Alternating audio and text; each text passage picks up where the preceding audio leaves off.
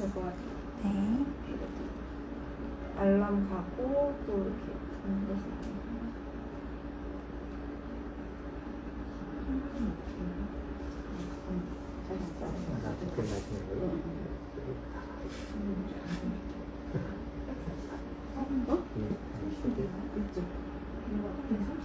네, 지금 시간 돼서 시작해 주시면 될 것 같아요.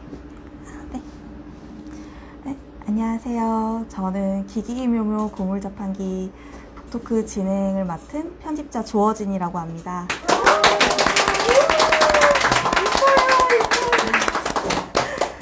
오늘 기기묘묘 고물자판기 를 집필하신 이수용 작가님 모시고 북토크 진행할 예정인데요.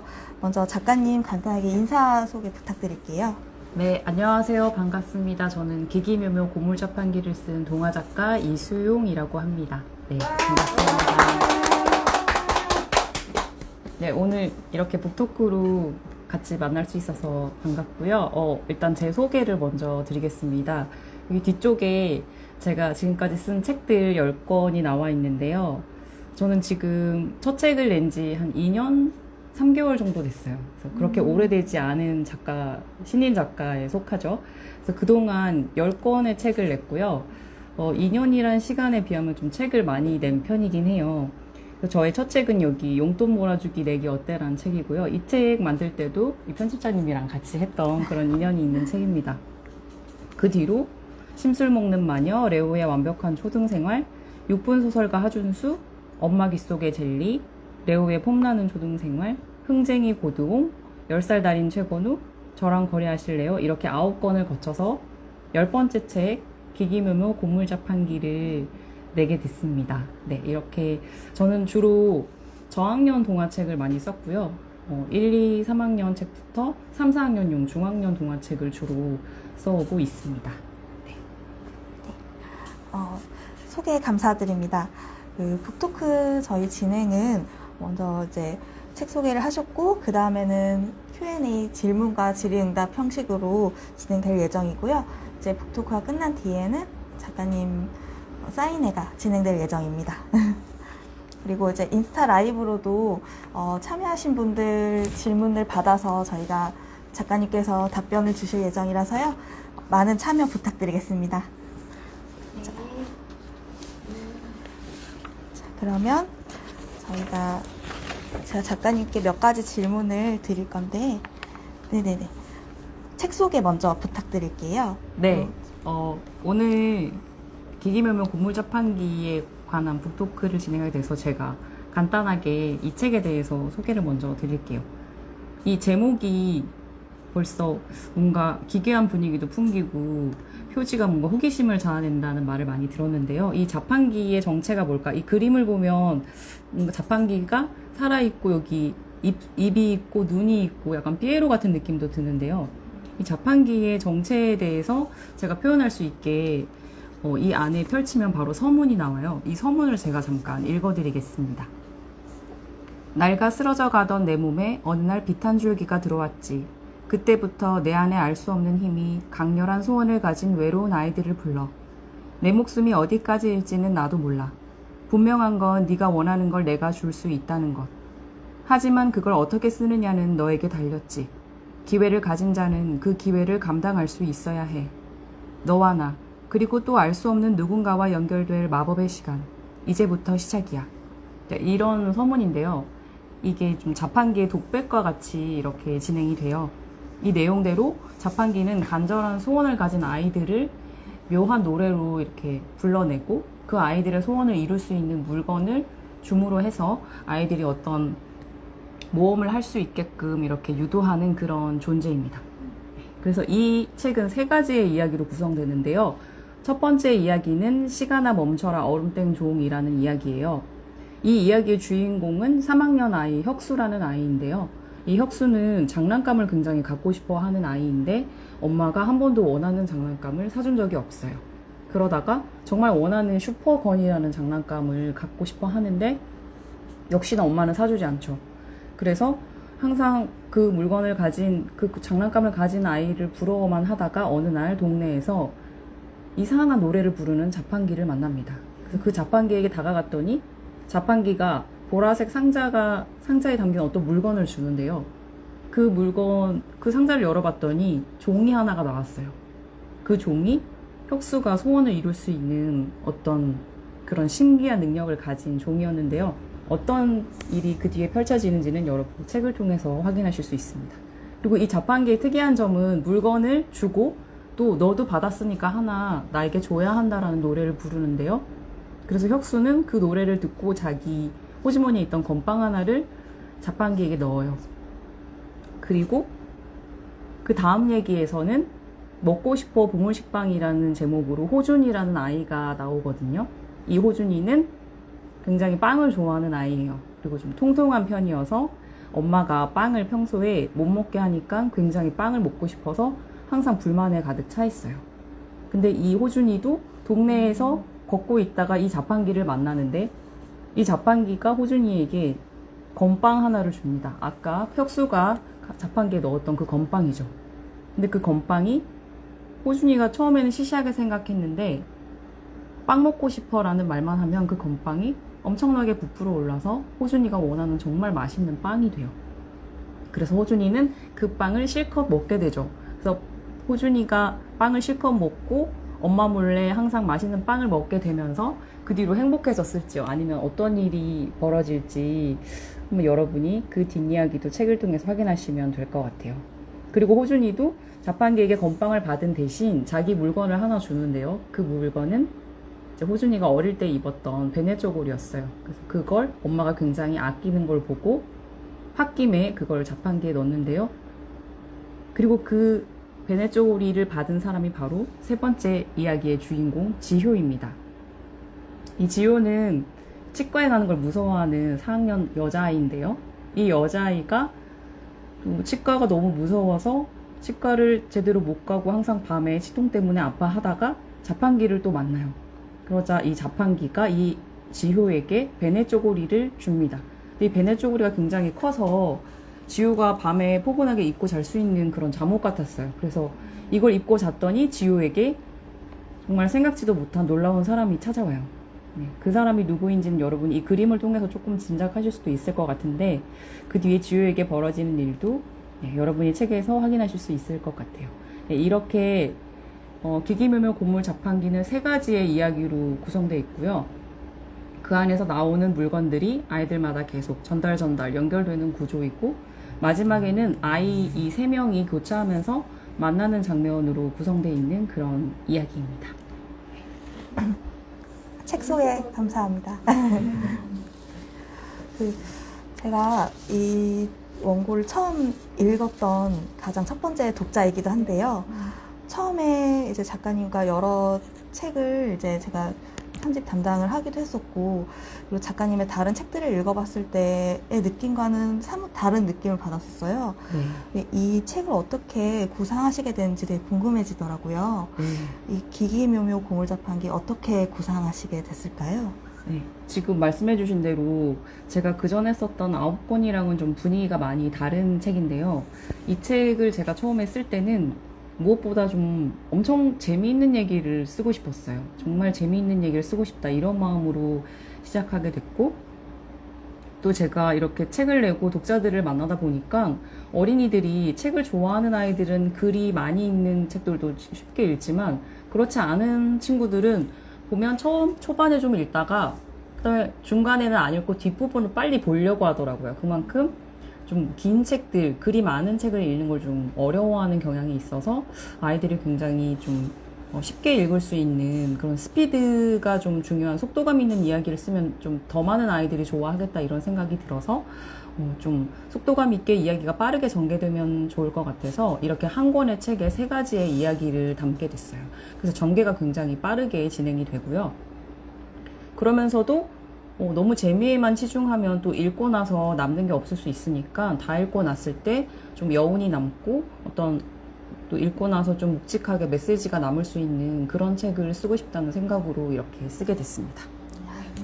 감사합니다. 그리고 제가 한 가지 더 궁금했던 게 이 주요 소재가 이제 자판기가 등장하잖아요. 네. 이 자판기가 굉장히 특이하게 노래도 부르고 좀 소원도 이루어주고 근데 또 일상에서는 되게 흔하게 볼 수 있는 소재인데 이제 이 자판기를 사용하신 특별한 이유가 있으실까요? 네.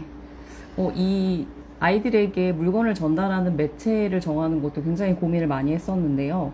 자판기를 정하게 된 게 정말 우리 생활 속에서 쉽게 볼 수 있고, 그래서 아이들도 자판기를 이용한 경험이 꽤 있을 것 같았고요. 그리고 제가 기차역에 한번 기차를 타러 갔을 때 좀 인상 깊게 본 장면이 있었는데, 어떤 어린 아이가 아빠랑 같이 이제 자판기를 이용하려고 가서 이제 과자를 하나 뽑아 먹으려고 돈을 넣고 이제 꺼내는 것까지 아빠가 도와주는 걸 전혀 원치 않고 자기가 직접 이걸 돈 넣고 누르고 뽑는 것까지 하려고 하더라고요. 그런 모습을 보고 아이들한테 이런 자판기가 굉장히 친근감 있으면서도 호감 가는 그런 대상일 수 있겠구나, 이런 생각이 들어서 자판기를 정하게 됐고요. 그리고 이 자판기가 나오는 배경이 이 책에서 보면은 그 아파트 단지의 담벼락으로 나오거든요. 그 담벼락도 제가 예전에 오랫동안 살았던 그 동네에 아파트 담벼락이 있었어요. 굉장히 그늘지고 사람들이 잘 안 지나다니는 그 담벼락이었는데, 그래서 그걸 상상하면서 딱 그런 곳에 이런 고물 자판기가 있으면 어울릴 것 같더라고요. 그래서 그런 배경을 상상했었고, 또 이 작품을 쓰는 내내도 이제 동네에 여러 자판기들을 보면은 항상 좀 열심히 관찰을 하고 다녔어요. 이렇게 막 물건 나오는 것도 괜히 열어보고, 그러면서 이 작품을 쓰는데 좀 도움을 받았던 것 같습니다. 작가님 다른 이제 전작들에서도 이런 작가님의 경험이나 생활이 많이 묻어나 있어서 저는 굉장히 좋더라고요. 저도 이제 많이 겪어봤던 경험들, 그리고 제가 어렸을 때 생각했던 경험들이 되게 많이 묻어나 있는 것 같아서 더 친근하게 느껴지고 좋았는데, 작가님께서 이제 집필을 하시는 동안에도 계속 주변을 관찰하시면서 이제 그렇게 쓰셨다고 방금 말씀해 주셨는데, 그러면 이 원고를 집필하실 때 특별히 이제 심혈을 기울여서 쓰신 장면이나 조금 중요하게 생각하면서 쓰신 장면이 있으실까요? 저는 그 세 가지 이야기 중에 그 첫 번째 이야기 보면은 혁수가 얼음땡 종이라는 물건을 갖게 되는데요. 이 물건이 이 뒤에 있는 버튼을, 종에 붙어 있는 버튼을 누르면 5분 동안 세상이 정지하는 그런 기능을 갖고 있어요. 그래서 정말 5분 동안 사람들도 다 갑자기 얼음땡 놀이를 하는 것처럼 이렇게 멈춰 있게 되거든요. 근데 이 혁수가 종을 망가뜨려서 버튼을 눌렀는데 사람들이 얼음 상태가 됐는데 종이 갑자기 망가지면서 그 얼음이 풀리지가 않아요. 5분이 지나도 풀리지 않고 그게 몇 시간이고 계속 반복되면서 혁수는 완전히 멈춰버린 세상에 혼자 남게 되거든요. 그래서 굉장히 그 세상을 원래대로 되돌리려고 혁수가 엄청 애를 쓰는데, 그 장면이 저는 좀 쓰면서도 좀 가장 임팩트가 있는 장면이라고 생각해서 많이 애를 써서 공을 들였고, 또 그런 상태에 놓이면 정말 혁수가 외롭고 정말 고통스러웠을 것 같아서 그 기분을 저도 같이 느끼면서 쓰려고 많이 노력했던 그런 기억이 납니다. 그리고 이 그림도 나중에 확인해 보니까 그림 작가님이 그 분위기를 약간 코믹하면서도 너무나 실감나게 잘 표현해 주셔서 그 장면이 더 잘 살아날 수 있었던 것 같아요. 그럼 편집자님은 혹시 이 원고를 보시면서 좀 특별히 인상 깊은 장면이 있으셨을지 궁금하기도 하고, 그리고 또 책을 만드시는 입장에서 이 기기묘묘 고물자판기 처음에 원고를 보셨을 때 그 첫인상도 어땠는지 좀 궁금해요.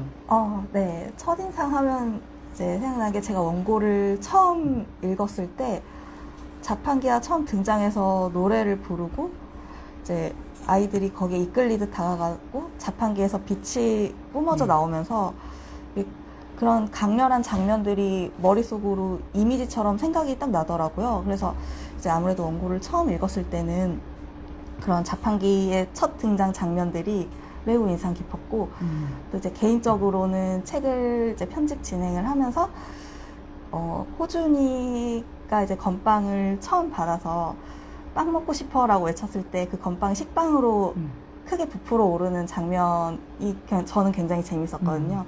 제가 개인적인 취미로 이제 홈베이킹을 하고 있어서, 네.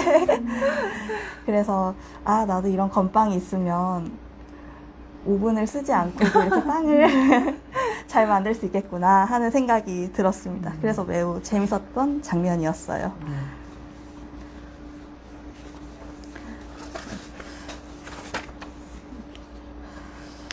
네, 이렇게 호준이의 소원도 그렇고 혁수의 소원도 그렇고 뭐 이제 다음에 등장하는 지호의 소원도 그렇고 굉장히 아이들의 고민이나 소원이 리얼하잖아요. 되게 현실적인 고민에 되게 현실적인 욕망을 다루고 있는 이야기인데 이런 아이들의 고민이나 소원이나 욕망 같은 거는 작가님께서 실제로 강연을 다니시면서 네. 이제 어린이 독자들에게서 영감을 받아서 쓰시게 된 건가요?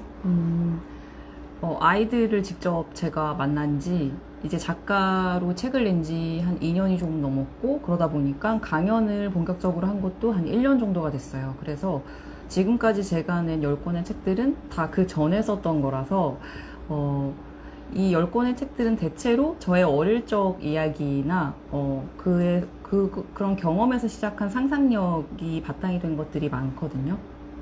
그래서 그 전에 냈던 이 엄마 귓속의 젤리라는 책도 제가 워낙 젤리를 좋아해서 글 쓸 때도 간식으로 잘 먹어요. 그리고 젤리를 좋아해서 젤리가 나오는 걸 써보고 싶었고 또 어릴 때 엄마가 좀 내 말을 안 들어줬던 그런 기억들이 나서 그걸 떠올리면서 엄마 귓속의 젤리라는 이 책을 쓰게 됐어요.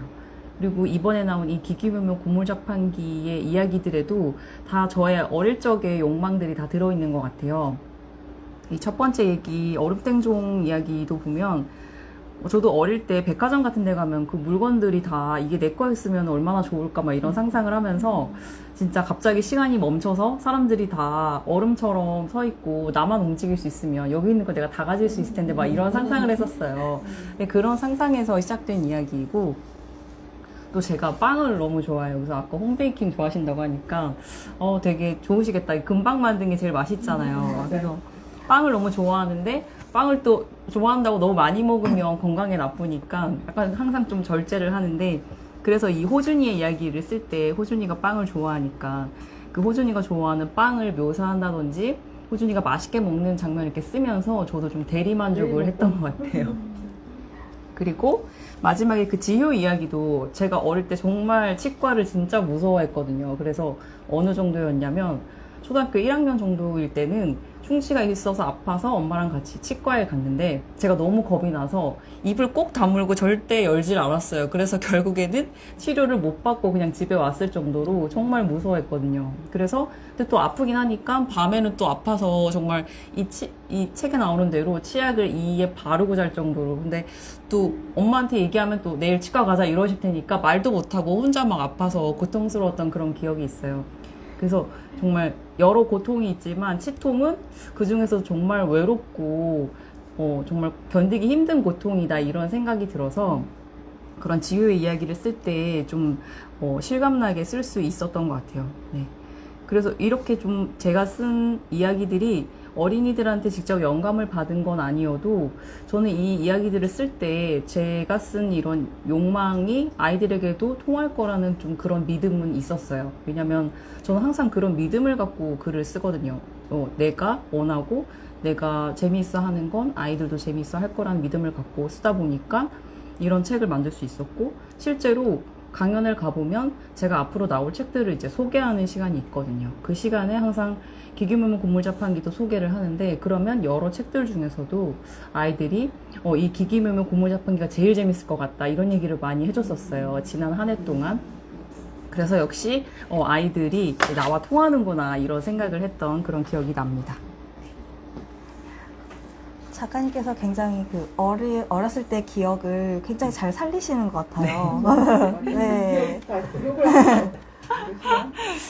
저 많이 써놓으면 그런가? 머릿속에 좀 약간 어릴 때의 기억들은 좀 생생하게 좀 많이 남아있는 편인 것 같아요. 네.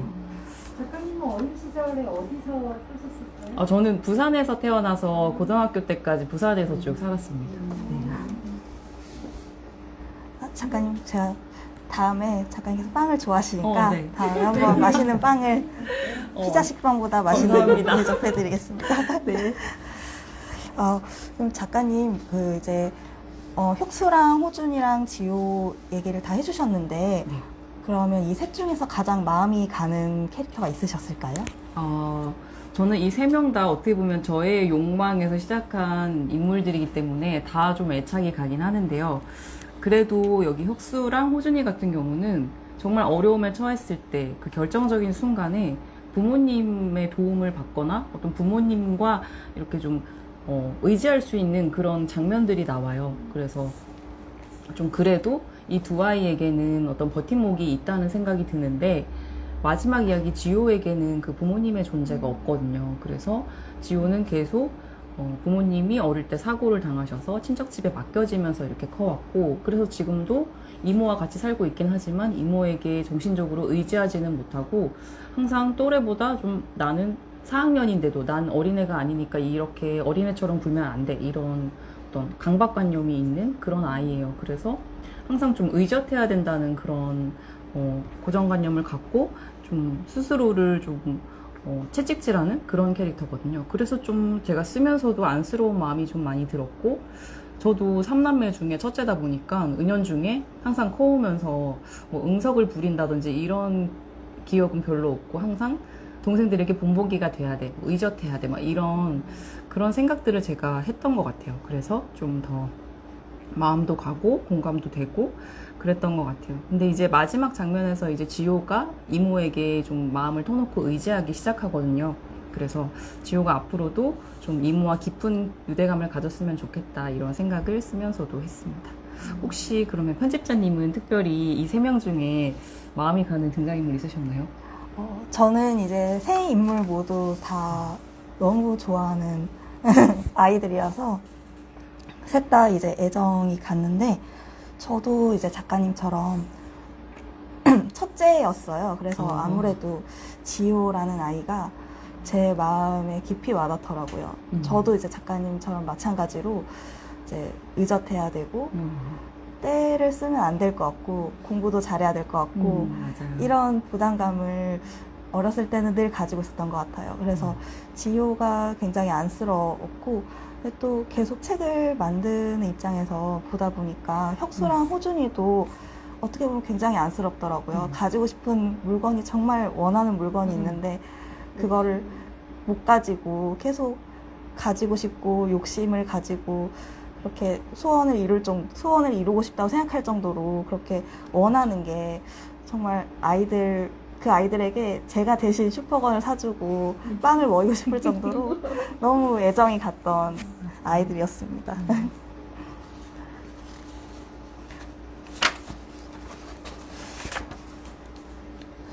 네, 이 아이들이 이제 소원을 이루려고 자판기 앞에 갔을 때 자기들이 가지고 있는 쓸모없는 물건을 하나씩 이렇게 넣으면서 아이들이 서로 이제 엮이는 구조로 이야기가 진행이 되잖아요. 이게 전혀 다른 새 이야기가 서로 맞물려 있는 구조의 동화인데, 이 마지막에 새 주인공이 서로 이제 그 아파트 단지에서 만나게 돼요.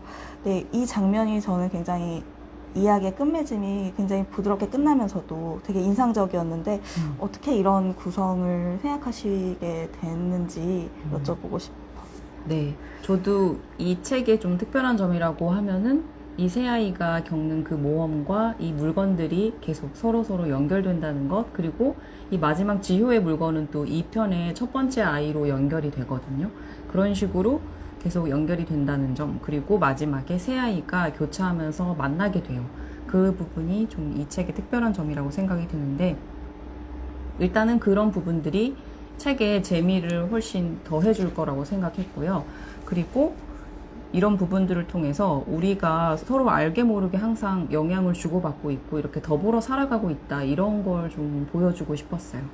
특히 마지막에 이 세 아이가 차례로 만나는 장면은 저도 굉장히 개인적으로 좋아하는 장면인데, 이 어린이 독자들이 이 책을 읽고 이런 장면들을 읽었을 때, 아, 나도 모르게 누군가에게 좀 크고 작은 영향을 끼칠 수 있겠구나, 이런 생각을 하면서 나를 스쳐가는 사람들에게 좀 더 애정어린 시선을 가질 수도 있고, 작은 거라도 조금 더 친절할 수 있으면 좋겠다, 이런 그런 소망을 갖고 이 장면을 쓰게 됐습니다. 지효의 물건이 이제 이 기기묘묘 고물자판기 2편에서 첫 번째 이야기로 등장할 소재가 되는데, 맞아요. 그러면 기기묘묘 고물자판기 2편에서 기대할 만한 장면이 있을지 작은 스포일러 하나만 부탁드립니다. 이 편도 정말 기대하셔도 좋을 만큼 정말 재미있는 이야기도 있고, 또 좀 슬픈 이야기도 나오고 또 굉장히 맛있는 이야기 이렇게 세 편이 기다리고 있는데요. 그 중에서도 이 편에는 1편과 다르게 우리가 사는 세상이 아니라 우리가 가본 적이 없는 세상 이야기가 나와요. 바로 저승 이야기인데요. 네. 그래서 이 저승 이야기는 제가 쓰면서도 정말 즐겁게 너무 스스로 신나게 썼었고, 다 쓰고 나서 주변에 다른 분들한테 보여줬을 때도 다들 너무 재밌다 이런 이야기를 많이 해주셨어서 아마 어린이 독자 여러분도 분명 재미있어 할 거다 이런 생각이 들어요. 그래서 기대됩니다. 네, 2편 저승이 나오는 기기묘묘 고물자판기 2편도 많이 기대해 주세요. 언제 나와요? 언제 나오죠? 올해 출간 예정이고요. 너무 올해. 저는 이제 이 편도 미리 읽어봤는데 굉장히 재미있습니다. 올해라 그러면 너무 긴 기간이. 몇 월에 나와요? 올해 아마도 빨리 나오겠죠? 네, 독자들 성원을 봄에 나오는 걸로. 열심히 만들어야죠. 그러면 작가님 만약에 이제 2편까지도 원고를 이제 다 집필하셨는데 작가님 앞에 만약에 고물자판기가 떡하니 등장한다면 네. 어떤 소원을 빌고 싶으신가요? 지금 만약에 나타난다면 제가 제일 바라는 거는 기기묘묘 고물자판기 1편이 정말 많은 사랑을 받아서 편집자님이 작가님 좀 반응이 지금 너무 뜨거워요 이렇게 전화 오는 거, 그게 저의 가장 큰 소원이고. 뭐가 나와야 돼요? 모르겠네요. 그래서 아무튼 그것만큼 더 기쁜 건 저한테 없을 것 같아요. 네, 그게 참 소원이고요. 편집자님은 어떤 소원 갖고 계세요? 제가 말한 거 빼고 얘기해 주세요. 저도 이 책이 굉장히 많은 사랑을 받아서 전 세계적인 베스트셀러가 됐으면 좋겠다는 생각을 했는데, 이제 개인적으로는 저는 하루에 저 혼자서만, 전 욕심이 많은 편이라서 한 30시간 정도의 시간이 있었으면 좋겠다라는 생각을. 얼음땡종? 네, 얼음땡종이랑 약간 다르게 남들보다는 한 6시간 정도 더 많은 시간을 살고 싶다는 생각을 했습니다. 그럼 그 시간 동안 뭘 하실 거예요? 이제 빵도 만들고요. 책도 읽고, 이제 또 뭐 열심히 편집도 하고, 네. 작가님한테 책 너무 잘 되고 있어요 메시지도 한 번 더 보내고, 그러면 6시간이 꽉 채워질 것 같습니다. 다음에 북토크 때는 이거 북토크 때는 편집자님이 만드신 빵을. 네. 그것도 재밌어요. 먹고 싶어요, 좀. 이벤트로 한번 추진해 보겠습니다. 그럼 마지막으로 작가님, 이 책을 이제 기기묘묘 고물자판기를 재미있게 읽은 어린이 독자들에게 한 말씀 부탁드리겠습니다. 네. 저는 이 책이 욕망에 대한 이야기라고 생각하는데요. 초등학교 시절은 그 아이들에게 독립된 욕망이 생기기 시작하는 시기라고 생각하거든요. 왜냐하면 그 전에 유년기까지는 아이들의 욕망이라고 할 수 있는 것들을 부모님이 채워주는 경우가 많이 있는데, 이제 초등학교에 들어가면서 아이들이 직접 내가 뭔가를 하고 싶고 갖고 싶고 이런 것들이 생기고, 그런 걸 못 가지는 경험들을 본격적으로 하게 되는 시기가 이 초등학교 시기인 것 같아요. 그러면서 아이들이 처음으로 큰 좌절감도 맛볼 수 있고 상실감도 맛보게 되는 그런 시기라고 생각이 드는데요. 이 과정은 또 초등학교 시절, 이 학창 시절에서 끝나는 게 아니라 어른이 되어서도 계속 반복이 되잖아요. 우리가 계속 뭔가를 갖고 싶어 하고 못 가지기도 하고 뭔가를 이루고 싶었는데 실패하기도 하고, 그 과정은 우리가 죽을 때까지 반복되는 과정인 것 같아요. 그래서 우리 어린이 독자들이 그런 어떤 상실과 실패를 맞닥뜨렸을 때 그것에 대해서 너무 좌절감을 크게 느끼거나 나 자신을 좀 부족하게 느끼거나 그러지는 않았으면 좋겠다는 생각이 들어요. 누구나 다 겪는 그런 과정이잖아요. 그래서 그 과정을 또 한 번 넘고 나면은 좀 내 마음이 커진 느낌도 들고 좀 확실히 성장하게 되거든요. 예. 저도 그렇고 편집자님도 그렇고 다 우리가 계속 그런 과정을 반복하고 있잖아요. 예. 그래서 어린이들에게 우리 다 같이 계속 이 인생이라는 게임 같은 모험을 열심히 힘내서 해 나가 보자고. 그러면 또 한 레벨 더 우리가 게임하면서 레벨을 올리듯이 좀 더 성숙해서 또 새로운 모험을 할 수 있게 될 테니까 같이 손잡고 앞으로 열심히 나가보자고 그렇게 말해주고 싶습니다. 너무 감사합니다. 감사합니다, 작가님. 저 인스타 라이브로 참여하신 분들의 질문을 조금 받아볼게요. 이제 이 책에 관해서 이제 작가님께 여쭤보고 싶은 거나 아니면은 다른 2편에 대한 약간 궁금증이나 1편에 대한 약간 작은 사소한 궁금증들도 다 작가님께서 답변해 주실 거니까요. 많이 질문 부탁드리겠습니다. 한 장 질문해도 될까요? 아, 네. 아니, 아까 작가님께서 2년 3개월 동안 책을 10권 내셨다고 하셔가지고 정말 네. 깜짝 놀랐거든요. 2년 3개월 동안 10권 내시는 작가님 저는 거의 들어본 적이 없는데 그렇게 많이 내실 수 있었던 어떤 특별한 노하우 또는 이렇게 준비 이런 게 있으셨을 것 같아요. 네, 그 이야기를 들려주세요. 네. 올해에도 7권이 더 나오거든요. 그래서 총 17권이 지금까지, 네, 제가 쓴 이야기이고요. 그렇게 지금 생각하면 제가 제 책들을 보면 저도, 내가 이런 걸 언제 썼지? 막 이런 생각이 들 정도로 정말 항상 썼던 것 같아요. 그 기간 동안. 근데 제가 그전에는, 전혀 다른 일도 했었고, 다양한 경험들을 하면서, 이 이야기를 쓰는, 동화를 쓰는 일을 꼭 해보고 싶었다는 그런, 그것도 하나의 욕망이죠. 그 욕망을 키워오다가 이제 본격적으로 시작하게 되니까 제 마음속에 있던 그런 창작욕 그런 것들이 좀 불타올랐던 것 같아요. 그래서 지난 2년 동안 정말 치열하게 공부하고 썼던 것 같아요. 그 2년 전에 공부한 기간까지 치면은 좀 더 시간이 긴데요. 또 막상 그 공부하면서 썼던 것도 또 더 많이 있어요. 근데 그거는 거의 제가 책이 되지 못했고 그냥 제가 서랍 속에 잠재워져 있고 지금 이렇게 나온 책들은 다 그때그때 써서 이제 출판사가 바로 계약을 한 것들이거든요. 네, 그래서 그만큼 제 안에 어떤 이야기를 쓰고 싶고 이야기로 세상과 소통하고 싶다는 그런 열망이 컸던 것 같아요. 네, 그래서 확실히 또 이제 강연 등을 통해서 아이들을 만나면 아이들이 제 이야기를 읽고 각자 느낀 걸 얘기하고 같은 이 책을 공유한 사람으로서 또 얘기를 나누면 그게 정말 즐겁더라고요. 또 제 책을 재미있게 봐줬다고 얘기를 하면 너무 뿌듯하고 그래서 이렇게 동화작가라는 직업에 대해서 굉장히 그냥 하면 할수록 더 매력을 많이 느끼는 것 같아요. 그래서 계속 저도 새로운 이야기를 스스로 좀 계속 찾으면서 지금까지 해온 것처럼 앞으로도 좀 다작을 해야겠다, 끊임없이 꾸준히 써야겠다 이런 생각을 하면서 열심히 하고 있습니다. 그럼 본부작품기는 몇 번까지 예정하고 있나요? 얼마나 그건- 노출드리냐에 따라서 매번 그쵸? 이 스토리로 나오는 거 그렇죠. 아니에요? 네, 얼마나 사랑받느냐에 따라서 제가 계속 쓸 수도 있고 그만 써야 될 수도 있고 그렇겠죠. 근데 개인적으로는 또 지효나 1편에서 나왔던 혁수나 호준이의 이후의 이야기들도 궁금하기도 해요. 나중에 스피노프로 네. 식으로도 한번 또 재밌을 것 같아요. 네, 기대해봐도 될까요? 네, 저도 좋습니다. 저도 궁금해요. 네. 아까 그 2편에 대한 얘기 잠깐 언급해 주시긴 했는데 네.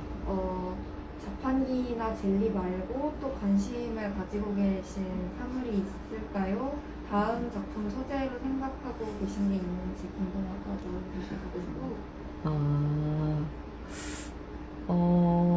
소재로 생각한 것들은 그러니까 소재라고 생각해서 메모해 놓은 것들은 꽤 많이 있어요. 그런데 이 이야기라는 것이 소재에서 한 편의 이야기가 되기까지는 굉장히 또 시간이 오래 걸리는 경우가 많더라고요. 이 소재가 너무 마음에 들어서 꼭 이야기를 쓰고 싶은데 하나의 어떤 완결된 이야기, 재미있으면서 의미 있는 이야기가 되려면 정말 고민을 많이 해야 돼서 한 1년이 걸린 것도 있고요.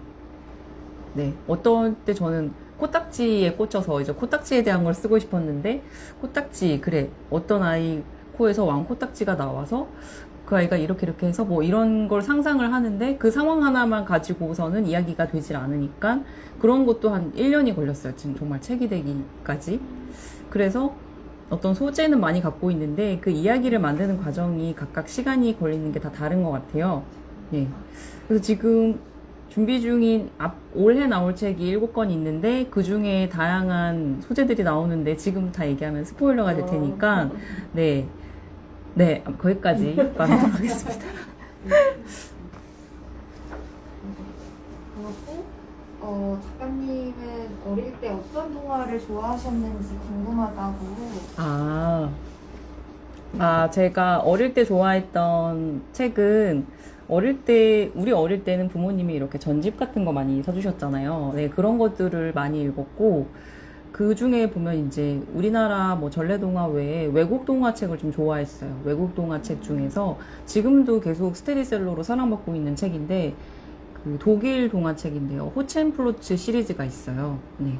3권짜리인데, 대도둑 호첸플로츠의 이야기를 담고 있는데, 그게 정말 저는 지금도 강연 가면은 소개할 정도로 정말 재미있는 책이었고, 그래서 그 책을 읽고 또 읽고 여러 번 읽었던 기억이 나요.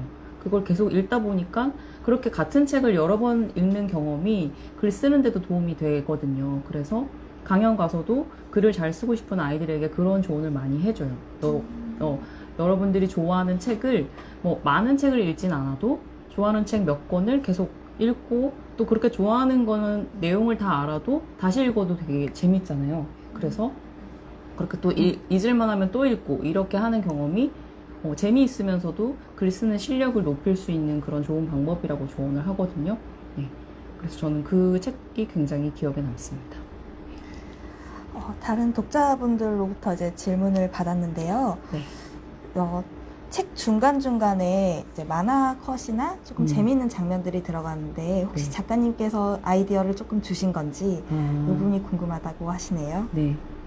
저의 아이디어가 들어간 건 아니고요. 이거는 그림 작가님의 어떤 센스가 많이 들어간 것 같은데, 저도 그림을 처음 봤을 때 정말 너무 재미있어서 혼자 막 감탄했던 기억이 나요. 혹시 편집자님이 아이디어를 좀 주셨나요?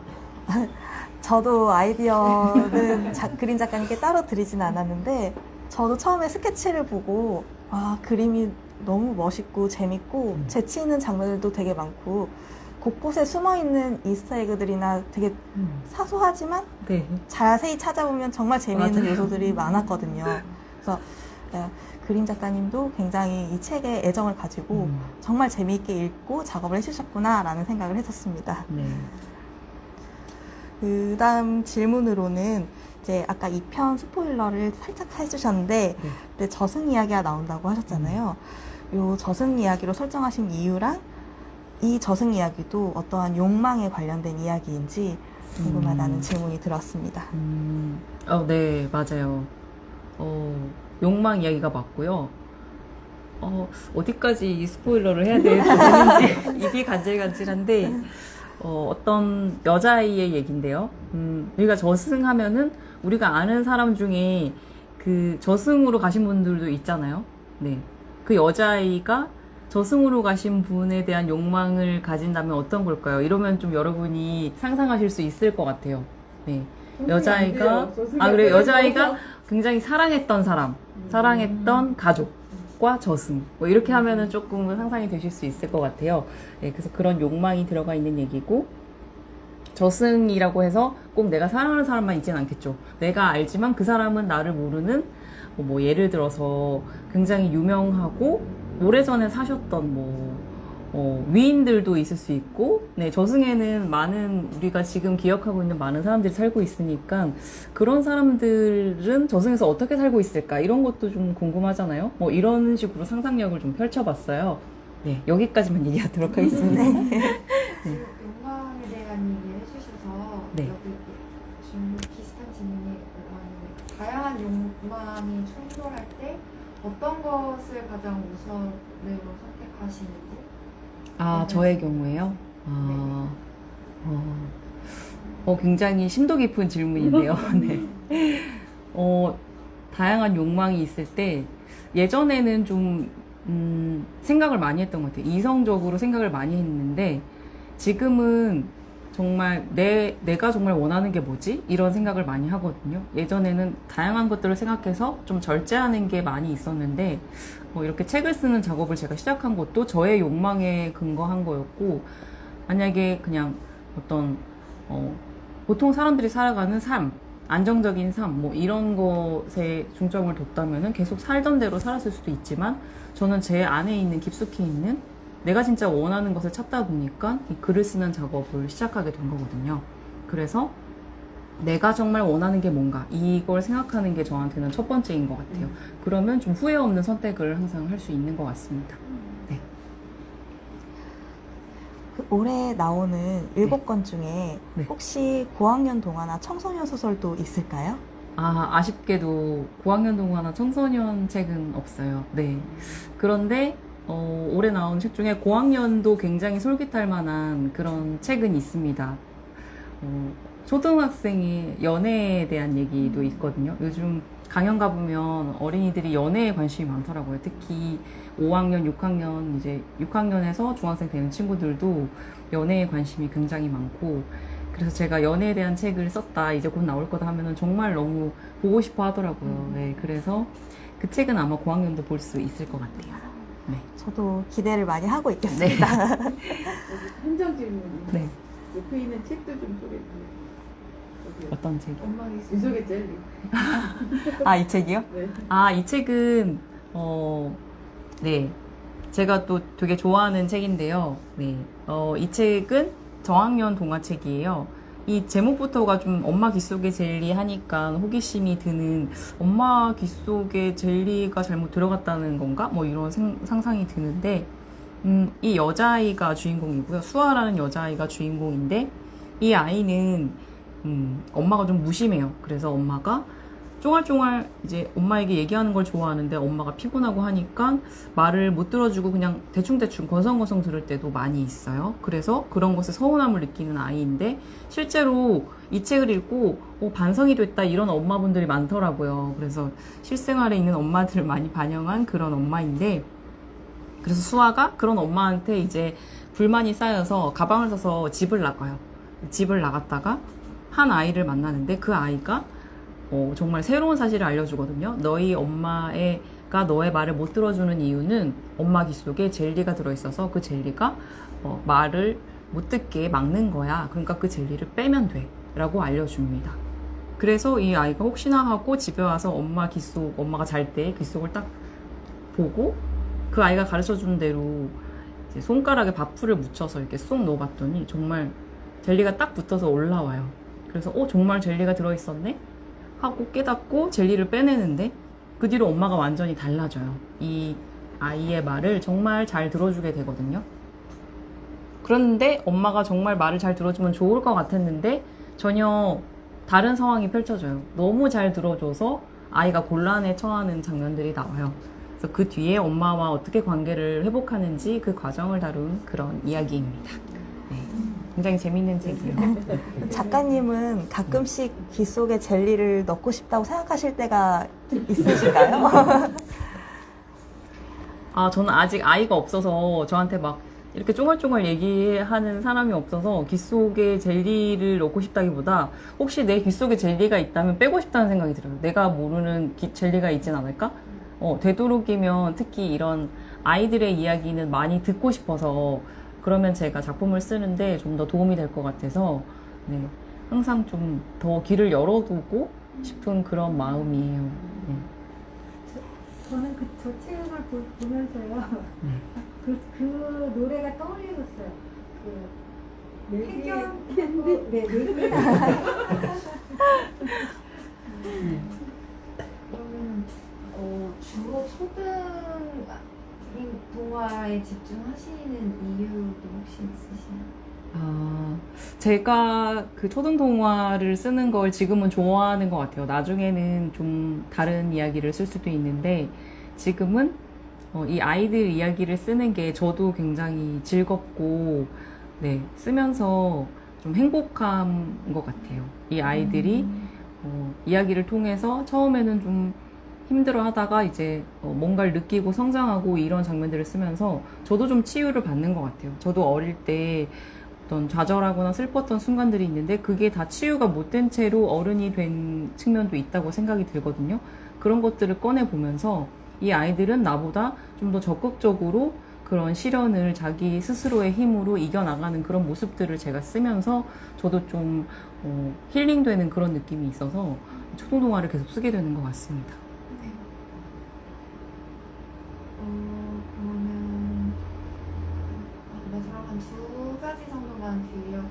그래서 혹시 다른 작가님 작품도 좀 많이 챙겨서 읽어보시는 편이실지, 그럼 만약에 혹시 최근에 읽으셨던 것 중에 좀 재미있었다는 게 있으셨나요? 아, 최근에 읽었던 책 중에요.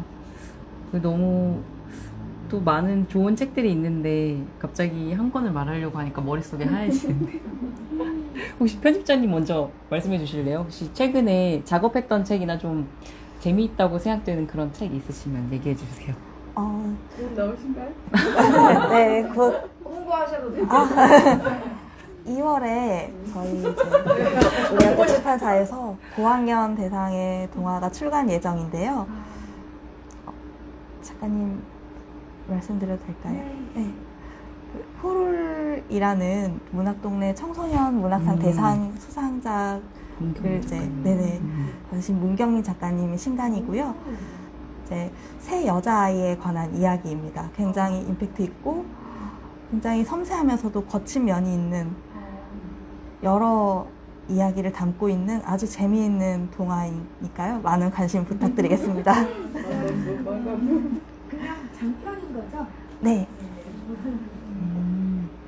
문경민 작가님 어떻게 섭외를 하셨나요? 문경민 작가님과는 이제 예전에 함께했던 인연으로 근데 작가님께서 워낙에 이제 글을 잘 쓰셔서 이수용 작가님도 전에 이제 같이 책을 작업했던 좋은 경험이 있어서 이제 작가님께 이제 좋은 원고를 꼭 받고 싶다고 말씀을 드렸습니다. 작가님이 능력자이시죠? 아, 아닙니다. 저보다 저희 편집장님께서 그러면 작가님은 하루에 시간을 정해놓고 쓰시는지, 주로 작업을 하시는 공간이 따로 있으신지. 네. 그런 질문도 굉장히 많이 받아요. 시간을 정해놓고 쓰는지 그런 걸 많이 궁금해 하시는데 보통은 직장인처럼 한 9시쯤 되면 책상 앞에 앉아서 시작하고 저녁에 한 5시, 6시면은 쉬려고 해요. 근데 뭐 그렇다고 해서 정말 직장인처럼 그 시간 내내 엄청 집중해서 쓸 수 있는 건 아니에요.